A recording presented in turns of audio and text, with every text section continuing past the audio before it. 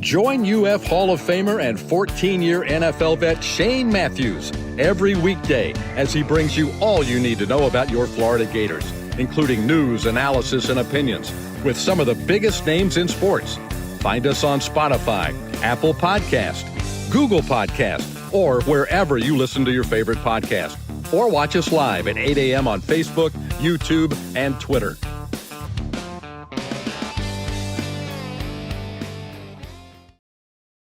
Good morning. It is a Thursday edition of the program. It is PodUp with Matthews in the morning, coming to you from the International Diamond Center Studios. Locations across the state of Florida right there, Celebration Point in the heart of Gator Nation. Go check out the good folks at International Diamond Center. We'll have Brent Beaird, a college football analyst and Heisman Trophy voter. Then you'll have JC, win with JC. Great win for the Americans last night. They will move on and play Belgium. Let's go to the Titan MR hotline. I don't know if this guy was staying up watching and critiquing soccer. What's up, Brent? How you doing, my man? Hey, I was working on notes for your show. How about that? Yeah, it's good to be. Of it, Brent? Oh yeah, I saw some of it. I mean, it's certainly been fascinating, and you know, it's been great for sports bars and restaurants and so forth too. So that's been a win-win for everybody. My favorite part was at the end of the game when they played Country Roads and the whole stadium was singing.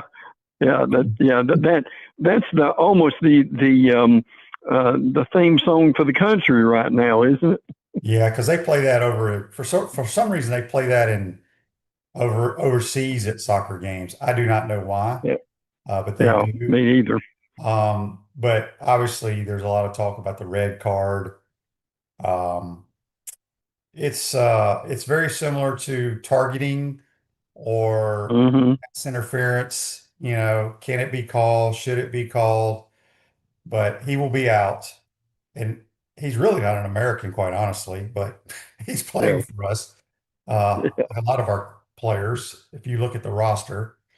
And he says on Facebook Live, as our resident soccer expert, do you think the FIFA will reverse that red card call? No, I do not.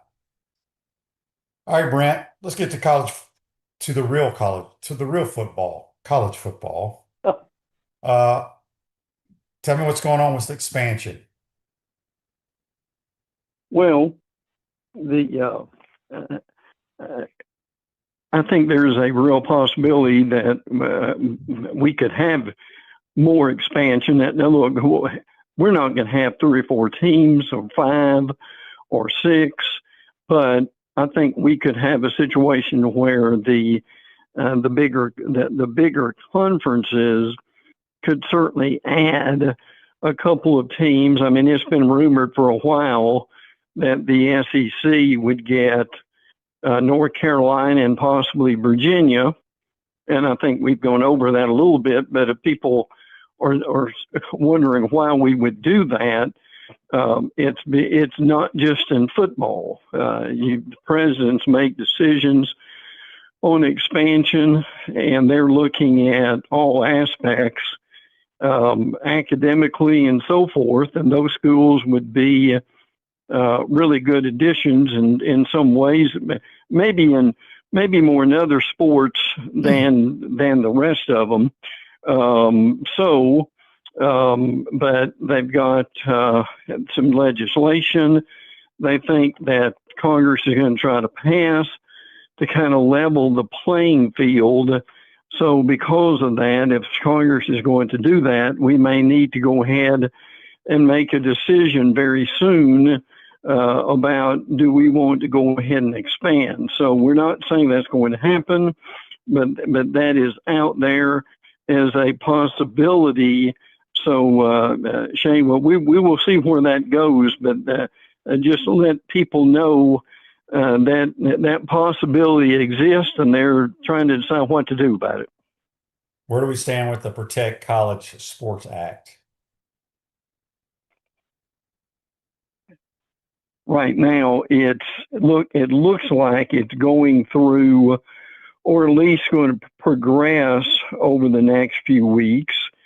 I think they're looking at the possibility of October is the earliest that it could be done with that. And because of that, the SEC would have, well, the Big Ten too, like 12 to 15 weeks to make a move if they want to do that. They want to be proactive, and part of the Protect College Sports Act would be, if that comes to fruition, that would very well limit, if not cap, expansion for a while. So without getting too complicated with this stuff, media rights is involved with this too. And you're wondering who else will get into the television fray. Would that be CBS or NBC or someone else?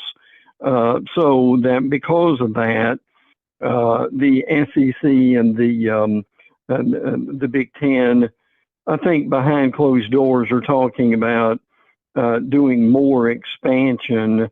And again, we're not talking about half a dozen teams. There may be 2, 3 at the most, something like that. We're not sure yet, but that is out there, and that's going to be fascinating to watch, see what happens. Let's see here. It was Clint on YouTube, brought to you by Quality Plumbing, says, Brent, are you and Fran's brothers? No, the last name is spelled differently. Brent has a That's right. twin brother who does sports talk radio stuff up in Alabama, but no Yes. Ken Brent Beaird. Yeah, I have an I in my last name, and he does not. Right. That's the difference. That's right. All right, so the Pac-12, Brent, has kind of remade itself, so to speak. A couple of old schools are in there, but they brought in some others. They have Oregon State and Washington or the 2 holdovers right now, but they brought in Boise State, Fresno State, Colorado State, Gonzaga, which obviously doesn't have football, but they're pretty good in basketball. San Diego State, Utah State, and Texas State. They're officially welcome now. And again, but people are saying, why are we talking about this in July? Is the calendar is somewhat different in sports, particularly in college football. And July 1 is almost like January 1 to some degree. And the Mountain West Conference has added UTEP as a full-time member. North Dakota State, Northern Illinois as football-only members, and UC Davis as a non-football member. Again, the independents or Notre Dame and UConn. So that's where we are. There won't be any further expansion this year because of the calendar, but very well a lot of this could happen next year in 2027. And again, we have to remember 2030 and 2031 is when all these contracts for television come due.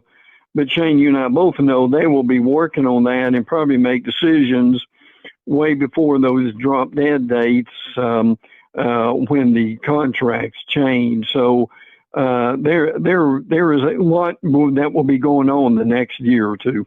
Rose Ogre State Farm Office is a team of dedicated insurance professionals ready to help life go right with the right insurance options for you and your family. Visit ogreinsurance.com and learn about their new office over in Newberry. Also, we've made a few more spots for sponsors. If you want to get involved, call my man Freddie, 352-284-3733. Brent, we got some point spreads for week 1 or week 0, I guess. We do. Oh, yeah. Well, it's both, actually, Shane. You're right on. And it's interesting. North Carolina, TCU. TCU is predicted by a little over a touchdown, 6.5. Also, Colorado and Georgia Tech. Georgia Tech's favored by a touchdown. Auburn and Baylor are playing early. That's a neutral site game. Auburn's picked to win by 7.5. Now, Baylor only returns like 4 players, so that makes a big difference for them. Clemson at LSU. Gosh, Shane, this is a big number, is it not? LSU is predicted to win by 11, and that's right now barely into July. So, a lot of this stuff will move and change a little bit. And SMU on Labor Day night goes to Florida State, and they're favored by 2.5. That is September is going to be a big month for Florida State with them playing SMU and then going to Alabama later on in the month. Yeah. This text from Kevin on the Titan of our text, and I was not aware of this. He says, "Can you ask Brent about the 2 spring practices with other teams?" Yeah, that's what. Yeah, and that's a good question. What might be going on here is us going to OTAs, and Shane, you've gone through that. You understand it. And again, the college football situation is going to mirror a lot of the NFL situation, we think, and that's going to happen with OTAs, organized team activities, that could take place in 2 5 to 7 week periods. In other words, when a college football team practices is going to be modified from what we see and hear with this. And as the caller mentioned, some of that could be changed up to where you've got practicing with other teams. We're not exactly sure how that's going to happen yet, and when that's going to start. But that's pretty interesting. So college football is trying to stay away from the NFL model for years. But Shane, I think they're seeing that some of that, they don't have to do everything the NFL does, but there are some things the NFL does that works really well, and it looks like they may adopt some of that. Yeah, it'd be interesting to see if they do that because, people have always wanted like a spring game against a different opponent. Sure. There's too many logistics in it. It's too much cost because somebody Yeah. has to pay for the opposing team to travel. That would be the True. same issues for me for them to come practice for 2 or 3 days. Um, so it'll be interesting to see how that all plays out. Yeah. All right, Brent, I know you're excited because the Phil Steele magazine came out. Yeah, I am. The magazines are out in force. Phil Steele usually comes out a few weeks before, a week or so before the 4th of July. So that has happened. And then Phil begins doing a lot of interviews. But still, there's a latest one that has come out. Notre Dame, Georgia, Ohio State, Texas, and Indiana are the top 5. Miami is number 7. Miami, for some strange reason, has been like the number 7 team in about every magazine. I don't know what's magical about 7, but that's kind of where they landed. Alabama's 8, Texas 9, and BYU is 10. SMU, who we mentioned a few minutes ago, is number 12. Oklahoma 13, Ole Miss 14, A&M is 16, Clemson 17, Tennessee is 21, LSU is 22. So just a few things about that. Miami obviously winning the ACC. Phil still has Georgia, Texas, and OU, Ole Miss. He's got kind of a different way of predicting these teams, but Phil Steele is out. Shane, believe it or not, Phil Steele, your typical magazine may go 150 to 200 pages. Phil Steele is 370 pages. Wow. It's just mammoth, and it's about $25 too. So inflation's hit Phil Steele in several different ways, right? That's right. What's interesting to me about Phil Steele's top 25 is, that week 0, week 1, whenever Clemson plays at LSU, he's got Yes. Clemson Tigers ranked 17th and the LSU Tigers ranked 23rd. I don't know what that means, but take it for what it's really. worth. Sure. Franklin asked on YouTube, brought to you by Quality Plumbing, where can he find the Athlon magazine? Pretty much anywhere, right, that sells magazines? Yes. Yeah. I mean, you can go to Publix and you can go to Books A Million, any of those places that you could find them. Lindy's is out. They have a national magazine and a SEC magazine. But yes, Athlon is out too. Now, there's so many books out that some of the bookstores will not have them all in one space where the sports magazines are. They'll put them in other little bins or whatever you want to call that kind of hang on to the side of the counter. So you may, when you go looking for a magazine, if you don't see it in the normal place, look around because it could be somewhere else. But there are more than the normal amount of magazines. Sporting News is out, and then there are another one or two smaller magazines out. So, frankly, Shane, we've really got more magazines out this year than we have the previous several years. John's question on Facebook Live brought to you by Mel. Brent, which coach are you looking forward to the most in Tampa? Does SEC Media Days lose its luster with the coaches already speaking in Destin? No, I think it will be even more interesting, to have these guys there. I think that's what's going to be fascinating. I mean, Lane Kiffin not being with Ole Miss, but being with LSU, I think is going to be very interesting, to say the least, too. And there are some other coaches that I think are going to be well in what they do. Will Stein with Kentucky, and look, we've got a situation now where Kirby Smart is certainly the dean of the coaches, and he has kind of grown up through this and is really doing a much better job than when he first started. Also, so give him credit. Look, I'm very excited about seeing John Summerall, and this is not just because of where we live, but that's going to be fascinating to see what he's done. He has had as active and I think as successful of an off season as anybody in the SEC has. Media Days is around the corner. It's in about 3 weeks.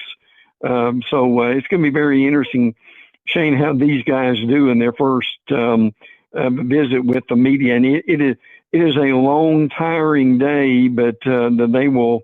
I think they'll all do okay. Gallo Car Wash, don't let love bugs damage your car. Gallo Car Wash is your get rid of love bugs headquarters. And with the monthly membership, you can stop by Gallo Car Wash daily. All right, Brent, what's going on with the Crimson Tide? Well, as we get in some of our team reports, a lot of it still is recruiting because this is one of the biggest recruiting. We just came out one of the biggest recruiting months in June. So it's kind of interesting how the calendar has worked as far as recruiting is concerned.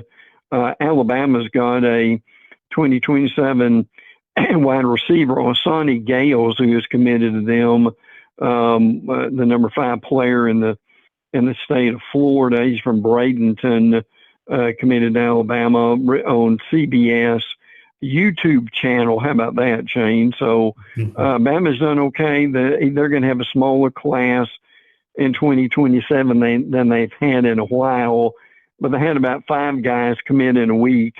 So that kind of helped them go up the ratings a little bit. So that's the newest thing with the Crimson Tide is how they're doing in recruiting. Let's switch down. Let's move down to the Gators. What's going on? What can you tell us about what's going on in Gainesville? Well, things are going quite well. Some guesses on how Florida is going to do. CBS Sports did some of that, and some of their guys have got Florida going 6-6, which certainly would at least be a bowl game at this point. I frankly think they'll do better than that, but that's kind of what we've got at this point. So. And people are still raving about the staff. I'll say this, Shane. I'm curious what you think about this. And I may be mistaken, but this to me appears to be the most enthusiasm and optimism that the magazines and frankly fans in general have about the Gators in quite a while. So I think it's well deserved. I think this is a really good staff. We will see when it begins, but if you're a Gator fan, this has been the most optimistic summer that I remember in quite a while. Yeah, I agree. I think a lot of people are excited. There's no question about that. What about the LSU Tigers? Is Sam Levitt going to be ready to roll? Yeah, we understand that Levitt's going to be in great shape and ready to do that. I mean, he was arguably one of the better, if not the best player. Had a foot injury, had surgery on it, so he is fine. I mean, for quarterbacks and foot injuries, you can certainly talk about what that would mean and what you've seen, but that they are very optimistic. Now, LSU beat writers would tell you very quickly that this probably is not a national championship team because they have said almost to a man that the line of scrimmage for LSU is not where they need to be. Now, Lane can scheme up a lot of things, but at some point you've got to have guys who can block and tackle. So, but otherwise, people are very excited about this LSU team, where they're going to go. They start with Clemson.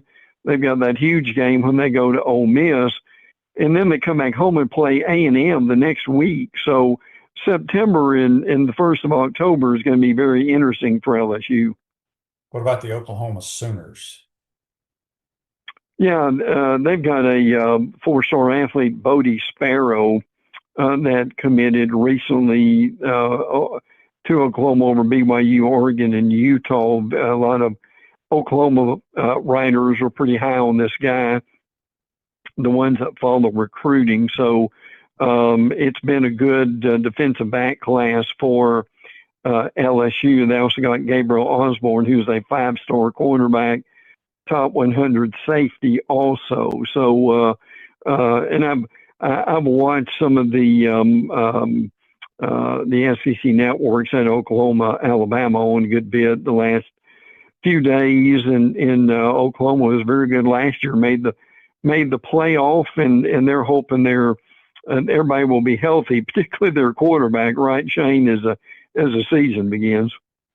Tennessee Vols lost one of their big off-season acquisitions.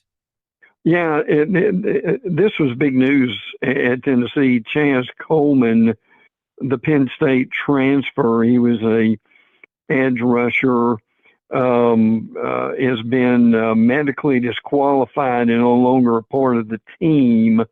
So that's a blow for Tennessee at this point. But and look, Tennessee may have to depend on their defense for a while. They still don't have a quarterback. They're trying to figure that out. Obviously, won't know until fall practice begins. But yes, Chance Coleman, that was a real disappointment for Vol fans to see him have to leave the team. Ray, I don't know if you saw this, but on Twitter, South Carolina went to wearing Nike. Tennessee went back to Adidas. People are raising hell, especially South Carolina, because I'm in this business, and the colors, Nike only has certain colors. So the South Carolina fans have been raising hell because their garnet is not their garnet. It's more Alabama.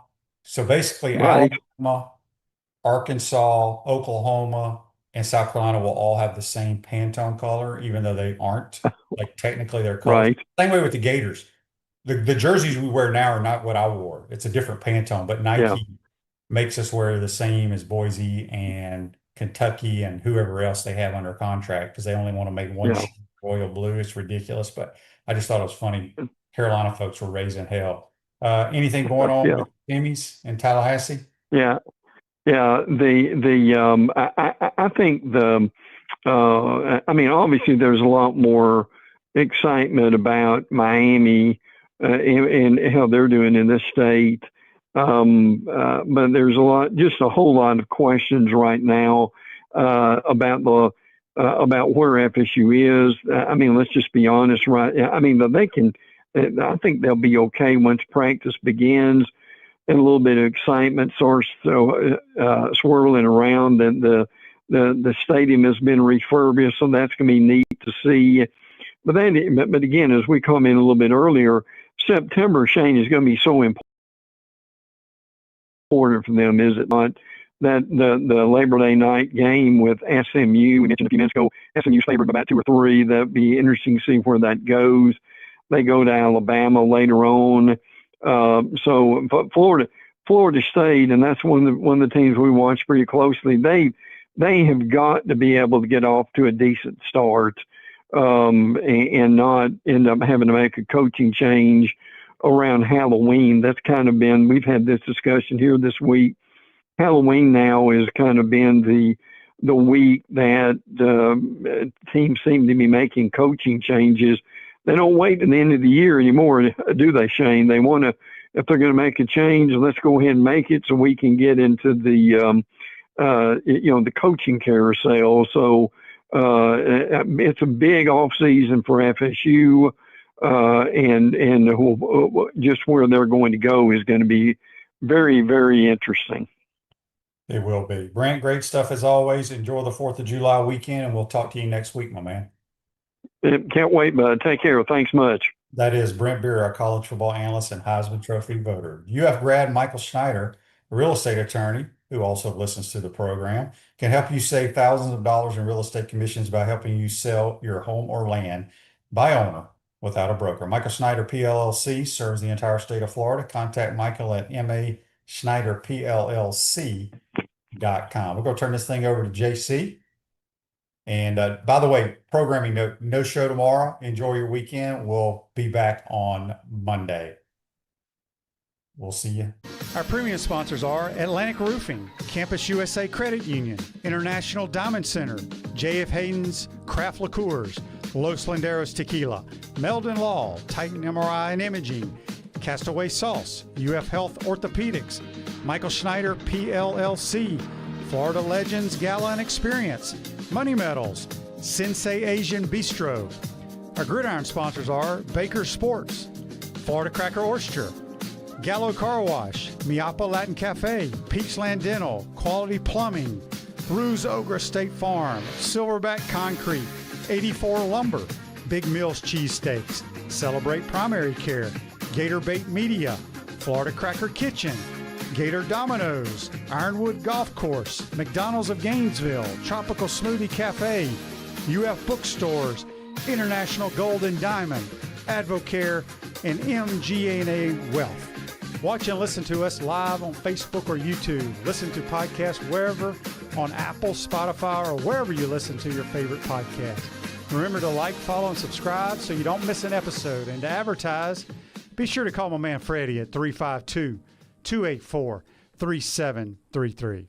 Recent price spikes in groceries, healthcare, gasoline, steel, and lumber tell the story of inflation. As the reality of all this inflation sinks in, investors will be acting quickly to diversify and protect themselves, their families, and their assets. Low transaction costs are one reason Investopedia calls Money Metals the best dealer in America.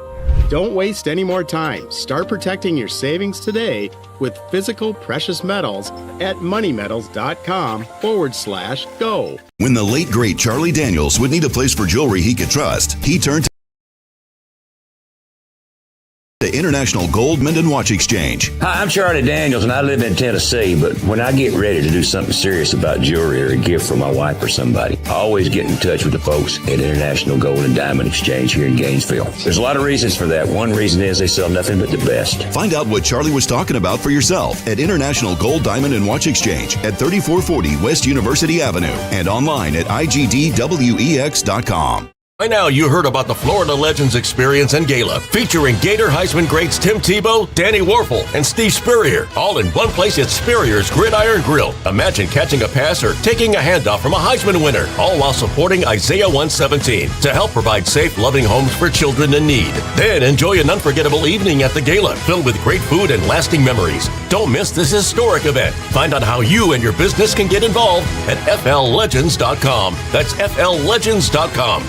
To the swamp and the Gators, with the best beverage served at Spurrier's Gridiron Grill. 100% agave, Los Landeros tequila, aged in bourbon barrels for a smoother taste. I think you mean Head Beer Coach 1966 lager, a crisp, light, bodied lager for easy drinking. Nope. Los Landeros tequila, smooth enough to drink neat, bold enough to elevate a cocktail. 1966 lager, enjoyed on game days in the fall or whenever you need a winning cold brew.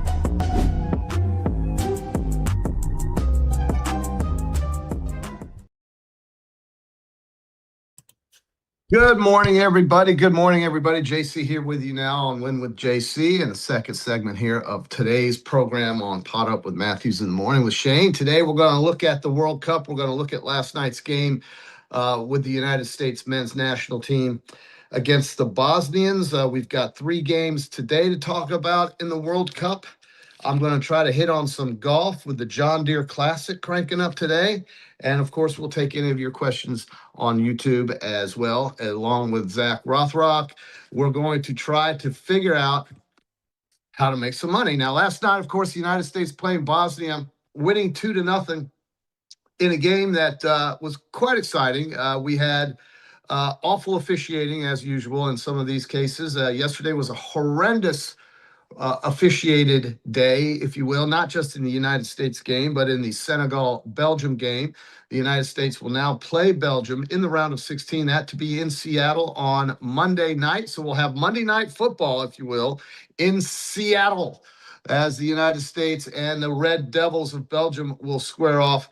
Belgium with 2 goals in 3 minutes at the end of their game against the Senegalese from Western Africa. Senegal up 2-0 in the 88th minute, literally, and figures out a way to blow that lead. They literally lay down defensively, and Belgium ties the game to force overtime. In the overtime periods, nothing happened in the first 15 minutes. In the second 15 minutes, Belgium scores off a penalty kick awarded in the last 60 seconds, literally, of that second officiated or second overtime period. And honest to God, if you watch the play, and I don't want to hear any of these people who so-called say they know soccer or football, this was a travesty to Senegal. It was a travesty because if Senegal had the blue jerseys of Argentina or France, or the red jersey of Spain, or if we had Portugal in there with the great Ronaldo, there is no way in living hell that call gets made. 0 chance. But it's the Western African nation of Senegal. They don't spend any money. Nobody wants to watch them. Let's ship them out. And that's exactly what the official did in that game. An official who could barely speak English.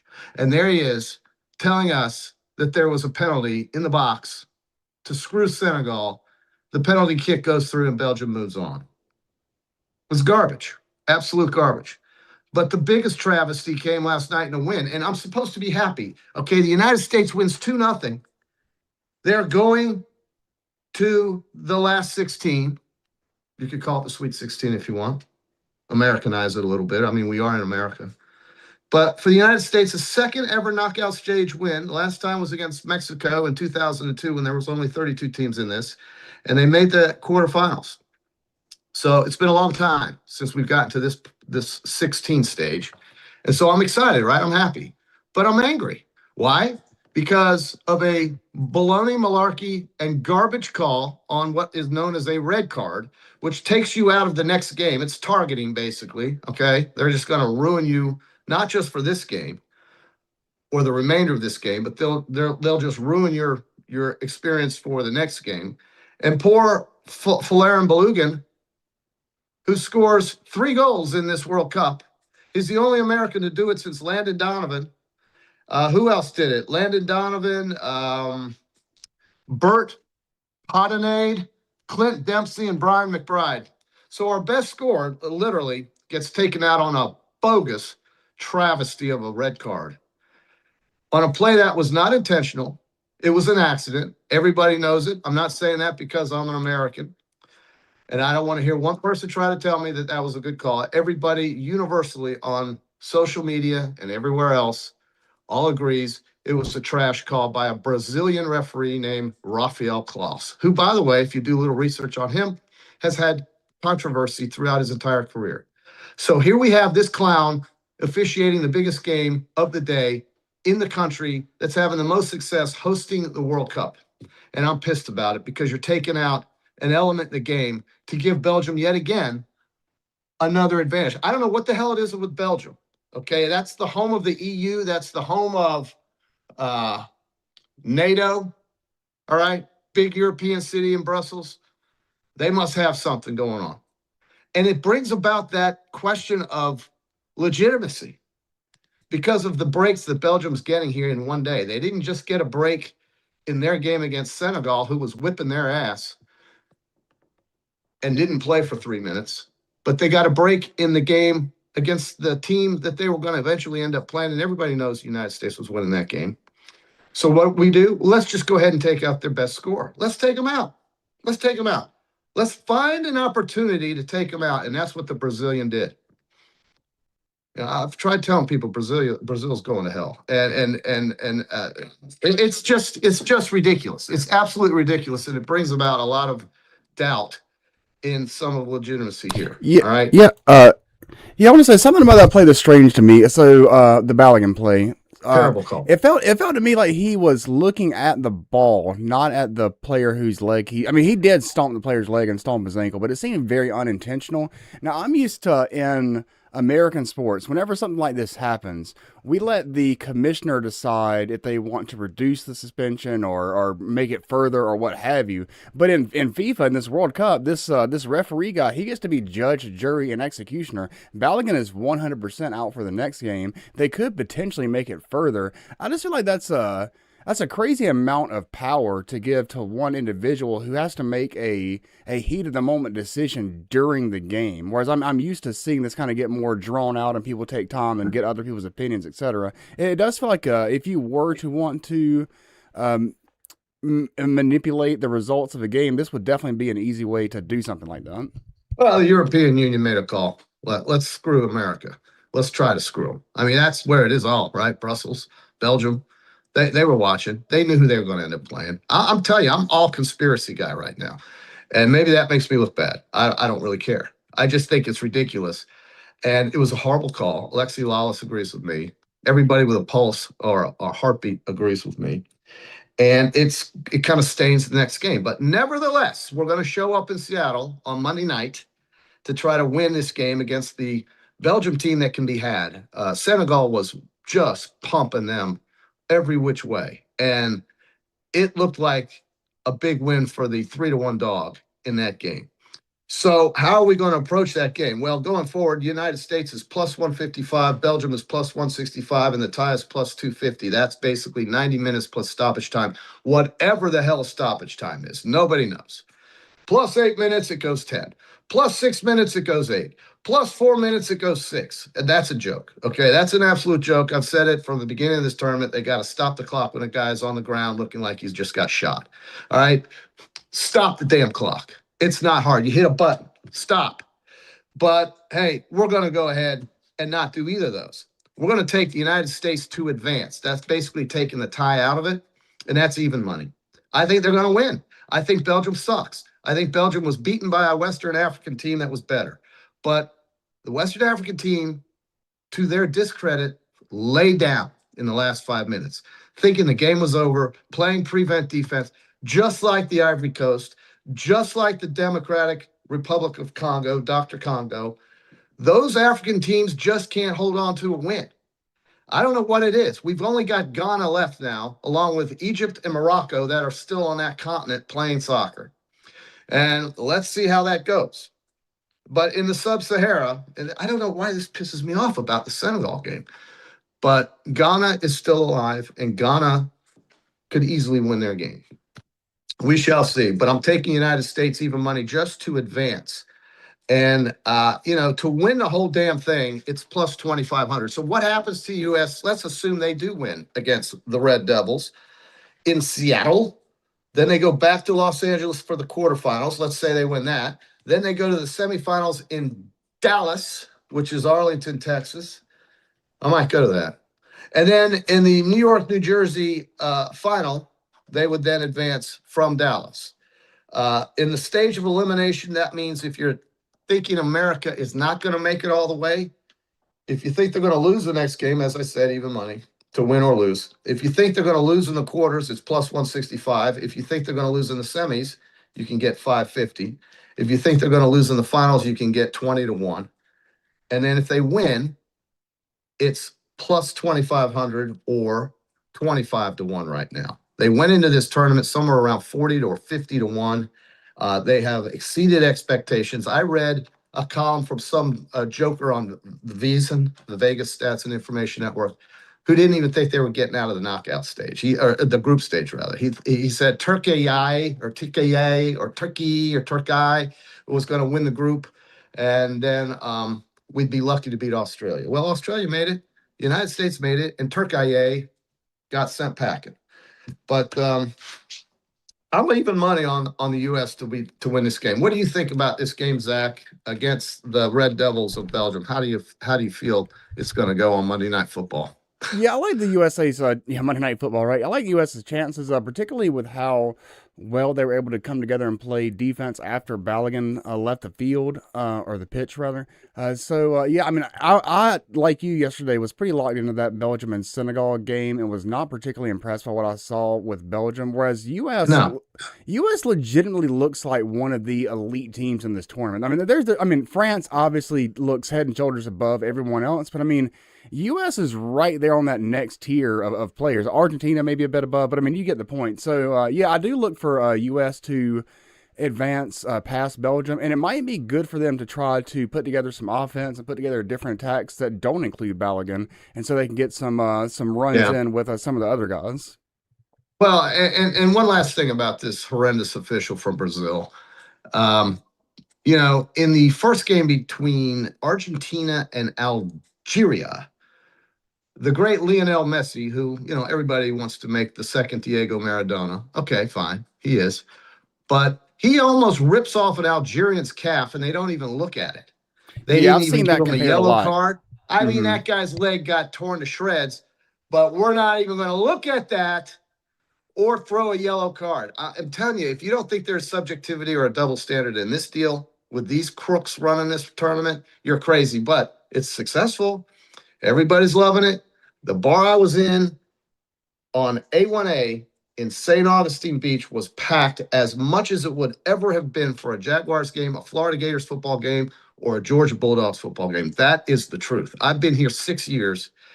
I've been to that place when the Gators played. I've been to that place when the Dogs played. That environment last night and with the Jags, when they played in the playoffs against Kansas City, that environment right there was as good as I've ever seen. And it was a freaking soccer match against a team that, we weren't even thinking about. Bosnia. We had trivia at the table. What's the capital of Bosnia? Nobody got it right. I know. I knew what it was. Well, it's called Sarajevo. Oh, no, that's the capital of Serbia. No, that was the capital of Bosnia. It really is. There's a little town called Belgrade in Serbia. Anyway, Franklin Hall, 9640, is every sport corrupt? That's a bad thing. It's kind of like our election system. I mean, there is so much doubt about everything right now, and it just shows the divide we have. But who's more corrupt, FIFA or the International Olympic Committee? This is the great Michael Schneider, 8656. Great question. I'd almost throw in the NCAA in there too. Good question. Throw them in there. Throw their asses all in the same pot of garbage. That Brazilian referee, how he's getting out of San Francisco is beyond me, although maybe some folks in San Francisco were rooting for Bosnia. Listen, I did very well in the soccer stuff. The favorites always win. Do you know that, Zach, there have only been very often 8 countries of The billions of people that live on the planet Earth, of all those people, only people in 8 countries, 8, have seen their team or their country pick up that tiny little world trophy. Okay. It's definitely not the Wanamaker trophy. It's definitely not the US Open trophy. It's more like the British Open trophy, that little cup you sip tea out of. The little World Cup, you stick it up there. It's got the earth in gold. It is great. It is great. But it's a fun little trophy, yeah. But come on, this 8 countries. The favorites never lose in this thing. Right. Now, I think we've seen with 40 teams, a few teams out of the woodwork that have really surprised us and done well. Absolutely have. But gee whiz, man, this is a favorites game. You just have to figure out how to monetize that if you're betting on it. And if you're not betting on it, you shouldn't be watching this show, because that's what we're trying to do. So what are we doing today? I already said I got the US even money against Belgium. I'm taking that. I may even take them to move on and win in the quarterfinals. That's a plus number. I'm sure I'll have to look that up. Yeah, but today, Zach, we have 3 more games, and I tell you, for all the complaining I'm doing, and it's a lot, I get it, but I'm pissed at what I saw yesterday from the officiating in this thing, and it's so easy to see why it is what it is, the way it is, I mean, there's just so much favoritism and subjectivity. There's no question about that. But I'm enjoying it. I actually like it. It's getting us through the dog days here. I told that to Shane yesterday. I said, Shane, man, the soccer, he agreed. I mean, he's a football player from the South. He doesn't watch this stuff, but he likes it. And that's where I am too. Yeah. And I'm not going to sit around watching MLS after this is over. I'm just not going to watch that. But I will watch this to the end. Right. I just hope they don't screw the United States any further, because the idiots have to remember that this is being played. And Fox Sports, if I'm Rupert Murdoch or whoever's in charge at Fox over there, one of his kids, I'm calling up FIFA and I'm saying, no more of these shenanigans with the officials, dude. You're going to screw our TV numbers. And I guarantee you, if Bosnia was playing Turkey yesterday, I sure as hell wouldn't have been watching it. Probably. Oh God, yeah, the ratings would have fallen off a cliff as far as that goes. So why are you going to 100%. screw the USA with a bogus red card? It's asinine. But go USA. Go USA. I just wish Dr. Congo had won yesterday. I just wish that Senegal had held on. You should have seen the play Senegal made to score their second goal. It was a go route, as they say in football, in our football. This guy kicked the ball from midfield to a sprinting player forward who knocked it down with his chest, beat the defender and the goalie, kicked it in the net. Senegal up 2-0. There's no way in hell they lose that game. There is zero chance, right? They lost. It's unbelievable. All right, let's go to Spain and Austria today at 3:00, Zach. Our time is limited. Los Angeles Stadium, where the Rams and Chargers play.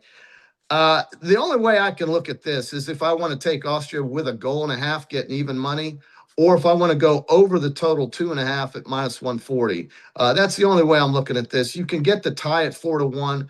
If you take Spain to win in regulation, you are getting plus odds. If you take Austria to win in regulation plus stoppage time, you're getting 10-1. I get that. Both teams to score is a good play here as well. I like both teams to score a yes plus 110. That's how I'm going to approach this.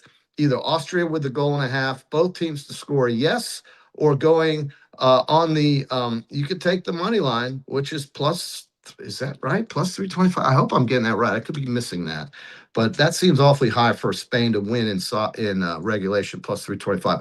If that's the case, if I wrote that down right, I may just do that and forget the rest, because I think Spain is the quality team here.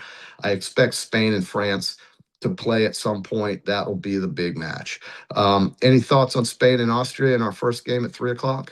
So yeah, actually, what I was gonna say is I was liking Spain plus the over 2.5, but the odds on that are a little bit under 2-1.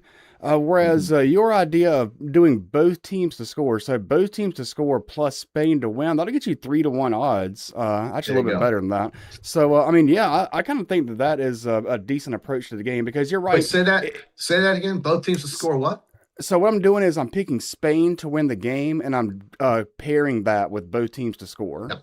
Okay. And so it's about plus plus 300. Yeah, and regulation plus stoppage time, not to advance. Which you Okay, could so change that out for to advance if you feel better that way.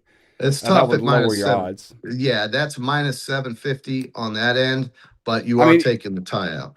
yeah, I mean, if you did the to advance, yeah, basically plus 250. If you do the advance and plus both teams to score, that's actually pretty decent as well, and it's not quite as nerve wracking. I would definitely look at that to advance Yeah. and both teams to score. Maybe stick that together, or you can just like we've been doing forever and winning forever is just take the big favorites. Take Spain to win, take Portugal to Right. win, I do and like that. take maybe tonight we get Switzerland and Algeria at 11 o'clock for Vancouver. If you're still awake, Switzerland to win or advance is minus 210. Both teams to score in that game is minus 120. In the Portugal-Croatia game, this is a sticky game for Portugal. Very sticky. Croatia is no joke. They run deep in this tournament. They're a little bit of an older team, but they are no joke. And I tell you, I wouldn't mind looking at a tie here at plus 260. But it's hard to watch a game and root for a tie. It really is. So might as well just go with both teams to score in that one, and then just pick the winner and tie them up again, and you'll get plus odds. Yeah, so for this one, I've got one of these. I throw some of these in every once in a while, JC, that they feel like a big long shot, and I don't have any data to back this up, but this is just the way that I feel like this game's going to go. I feel like this is going to be one of those uber dramatic games. Cristiano Ronaldo is going to have to come out and be a superstar. They're going to have to play it in a shootout. So I'm going to go with the game in regulation plus stoppage time to end in a tie, but then Portugal to advance. That will get you a little bit over 6-1 odds. And again, pretty unlikely to happen, but I don't know. I just have the feeling that it's going to be one of those type of games. Okay, I can go with that. Let's get to YouTube real quick. The great Barone. He's my favorite. Screw the Turkey and Czechia BS. That's nonsense. Let's just remember our globes, okay, from 5th grade. Let's just do that. It's Turkey and the Czech Republic. Yeah. And actually, back when I was young, it was Czechoslovakia. Jeez, that's Yep, how old I am. But Barone's been on a roll in the comments. Yeah, he's on a roll. How about Lee Minson? 1326. Preach. JC, have a great 4th. Lee, same to you, brother. Thank you for watching. Really do appreciate that, and appreciate everybody who tunes in here on the second half with Zach and I. On Win with JC on every Thursday. We're going to do this throughout the summer as we get ready for college football. Now, having said all that, in our just a few minutes we have left, I want to move forward real quick to golf, if we can. We already told you how we're going to play the soccer from today. There's 3 games tomorrow as well. I'm rooting for Ghana. Pick Ghana. I need somebody from the sub-Saharan African continent to win. God almighty.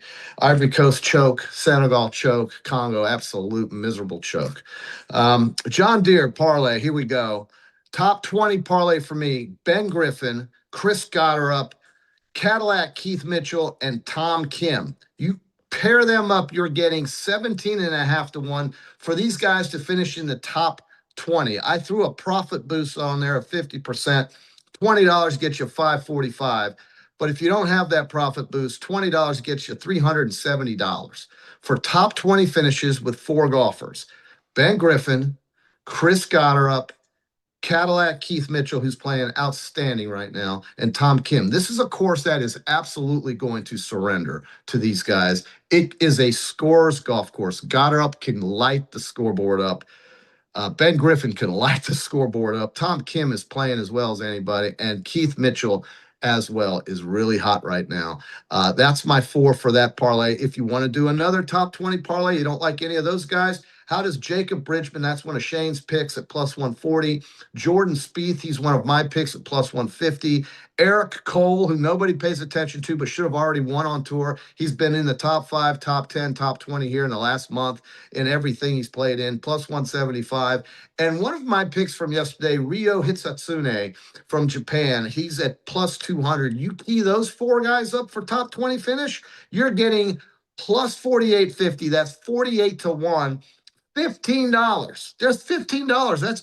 That's less than you spend on that 6-pack of White Claw you're about to go buy. That's less than you spend on the tequila flavored high noons. $15 wins you $742. Pay for the entire damn weekend with those four guys in the top 20, in the top 20 at the John Deere Classic.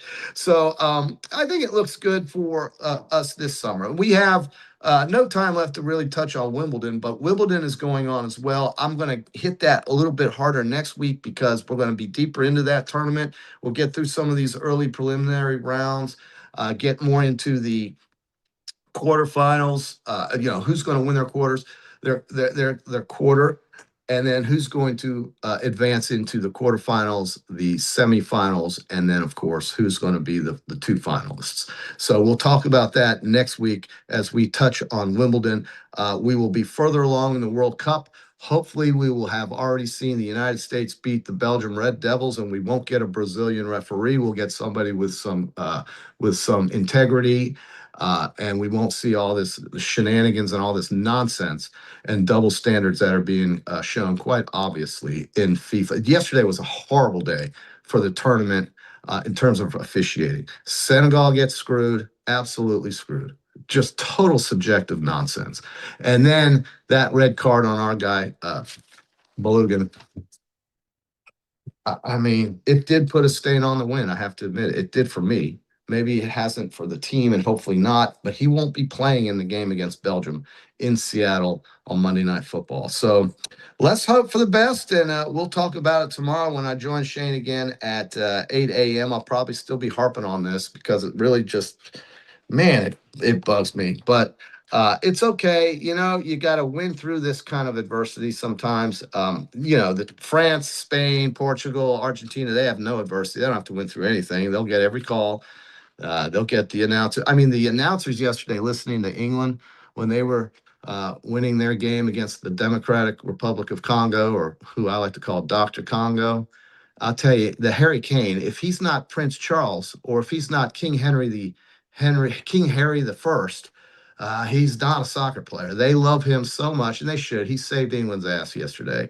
So England moves on. They're going to melt in Mexico City against the Mexicans at Estadio Azteca. That's the next game for England. Good luck to them. I think Mexico will win that one as well. The heat is punitive down there. I mean, 90 degrees and humid. The air, actually, it's not humid. The air is very thin in Mexico City. It's higher than Denver. So good luck to you chaps from England in that one. It doesn't even seem fair that Mexico gets to play in their home stadium every stinking match, but good for Mexico. They've done nothing in the World Cup historically, and this is a historical tournament for them. And really, all in all, it's been fantastic to watch this stuff. I really do enjoy it, but I was turned off heavily yesterday by the officiating. And then I had to listen to those British announcers basically canonize Harry Kane, who is great. He is great. But dear Lord, it was just hard to take. I just couldn't. And maybe that's just me being spoiled rotten American. I don't know. I just don't know. I can live with it, though. I can live with it. Again, those John Deere parlays, one of them's going to hit for you and pay for the 4th of July. Good luck to you there. We're going to hit on some college football futures next week. I'll also hit on some NFL futures. The Rams right now, plus 550 is your current favorite, but it's so far out, and there's so much to do. It's really hard to hold a ticket that long throughout the entire summer and through the entire NFL season if you want to win those bets. So I'm not going to spend much time on those. Next week, we'll hit Wimbledon. We'll stay with soccer. We'll also look at the Scottish Open, I think, is next week before we get to the British Open, which is the season's final major golf tournament. We've had some great majors with the Masters and the PGA, of course, and then the U.S. Open, which was fantastic. Wyndham Clark winning at the U.S. Open. So hope that helps everybody. Enjoy your day. Enjoy your afternoon. Enjoy this holiday as we get ready for a big weekend. And I'll see you tomorrow morning with Shane Matthews on. Oh, actually, I won't. We will not be on tomorrow. So we are off tomorrow. We will be back on Monday. I don't know why I kept saying that. We will be back on Monday, and we'll wrap up the weekend. Good luck on your bets, everybody, and have a fantastic 4th of July.